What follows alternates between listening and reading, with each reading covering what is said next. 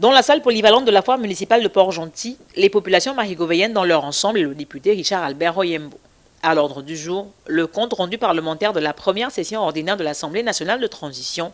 C'est avec un intérêt particulier que les Port-Gentillais ont suivi l'exposé du député. J'obéis là à une disposition constitutionnelle.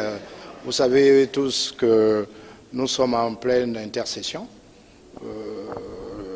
La Constitution nous oblige à ce que, en période d'intercession, nous puissions vulgariser les lois que nous avons pu adopter et examiner à l'Assemblée nationale. C'est cet exercice que je me suis permis de faire ce jour, notamment en vulgarisant un certain nombre de lois prises dans les différentes commissions, que ce soit la commission des lois, les affaires sociales, l'environnement, des finances, les affaires étrangères, etc. Nous avons pu mettre à la disposition des Port-Gentiais tout le corpus de lois que nous avons pris et mis à la disposition du plus grand nombre.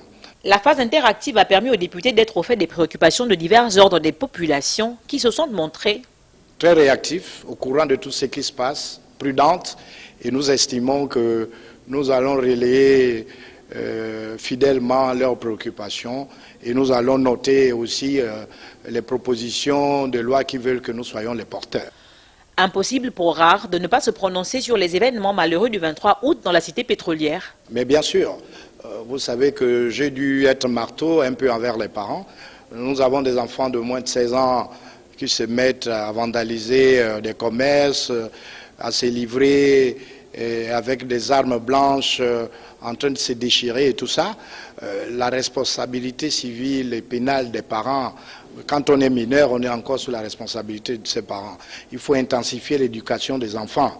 Parce qu'aujourd'hui, j'ai l'impression aussi que beaucoup de nos parents sont démissionnaires de leur mission en termes d'éducation de leurs enfants. Le député était assisté dans cet exercice républicain par ses collègues honorables.